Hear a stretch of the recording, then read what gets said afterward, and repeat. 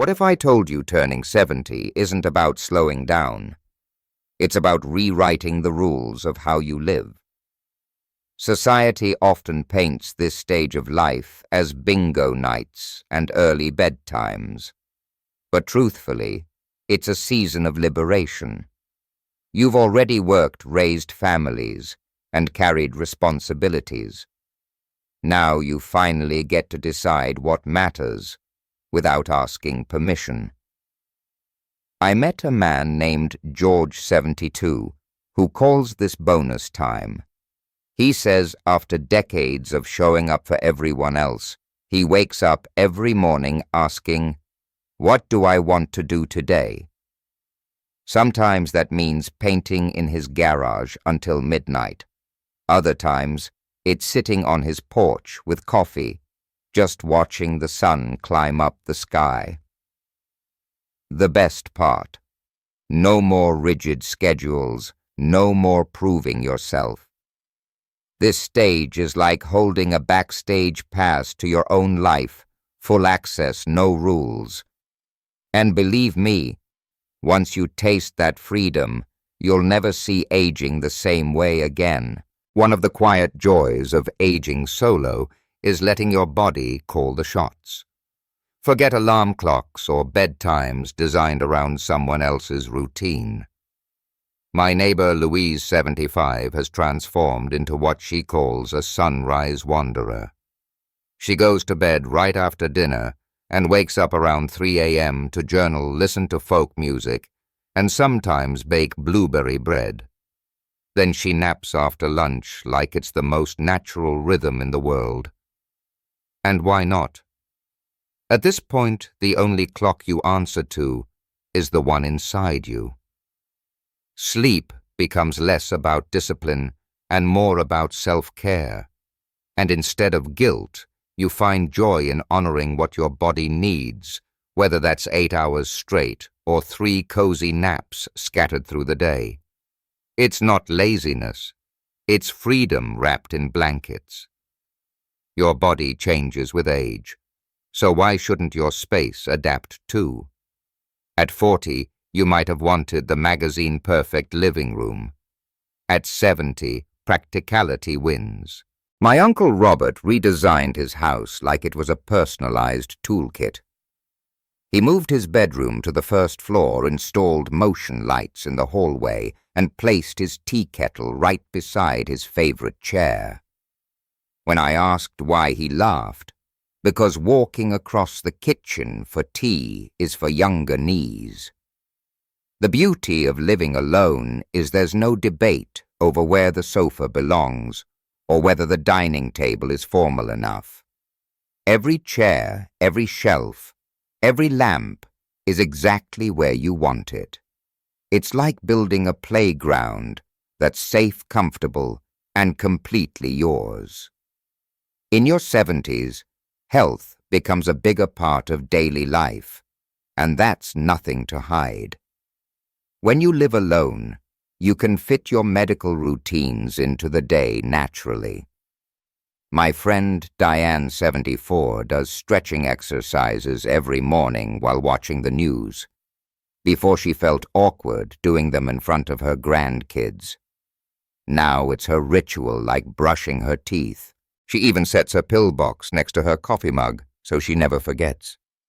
The magic is that no one's rolling their eyes waiting on you or asking if it can wait. You get to honor your body's needs openly and proudly. And instead of feeling like a burden, those routines become quiet acts of strength, a way of saying, I choose to keep showing up for myself. Here's a secret: your quirks aren't flaws, they're flavor. And when you're alone, you finally get to sprinkle them everywhere. My cousin Joe, 78, eats dessert before dinner every Friday because he says life is too short for delayed joy.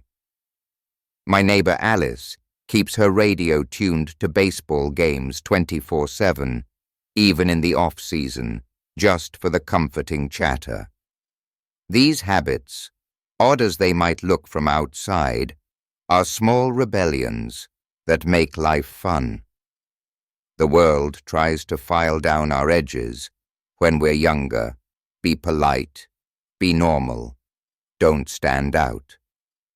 But in your 70s, you've earned the right to be delightfully unapologetic, whether that means mismatched socks, peanut butter on waffles, or talking to the dog like he's your roommate. It's not eccentric, it's freedom with personality. Spending an entire day without human interaction can feel like a luxury spa treatment for the soul. Silence, once mistaken for loneliness, now feels like peace. My friend Harold, 80, has what he calls silent Saturdays. On those days, no phone, no visitors, no obligations. He spends hours sketching, dozing, or simply listening to the hum of his refrigerator. He says it recharges him better than any vacation.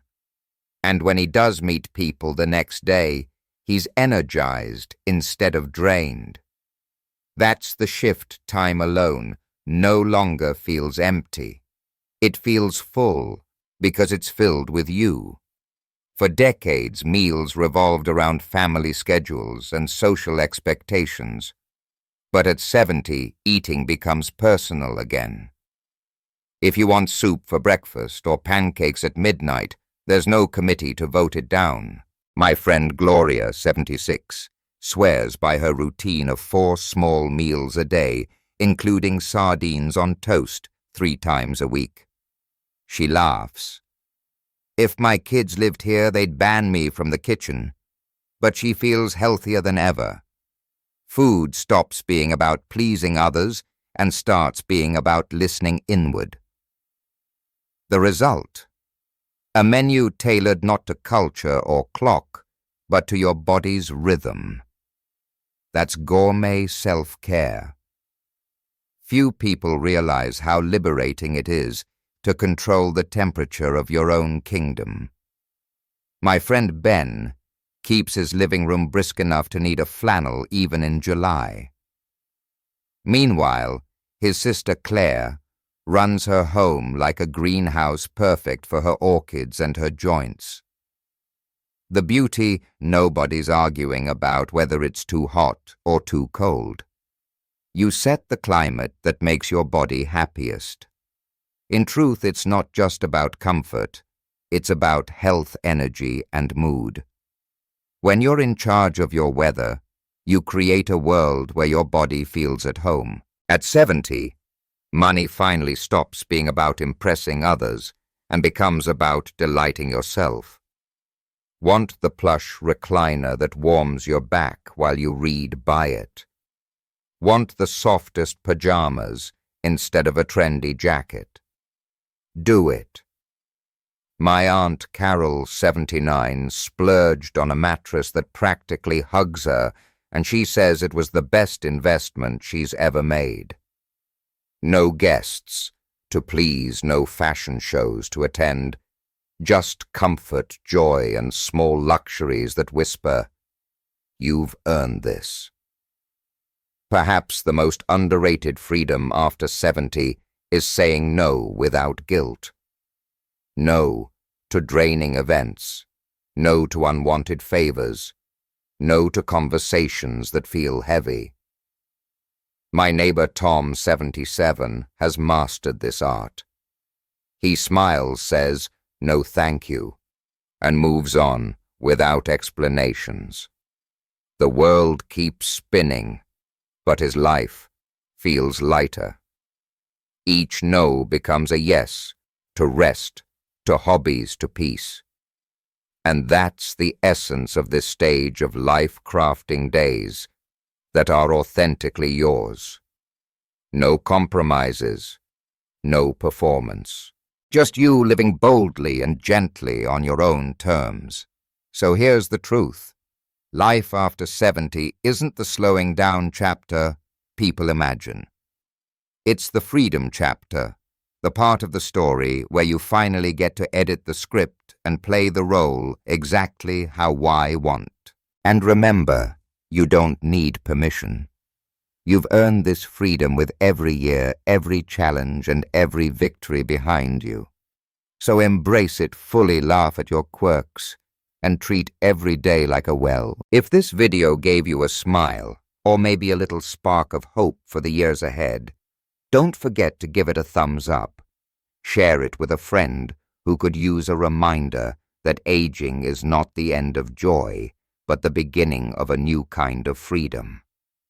And of course, hit that subscribe button so we can keep having these honest, uplifting convos. Now go turn up the thermostat, grab your favorite snack, and enjoy the comfort you've truly earned.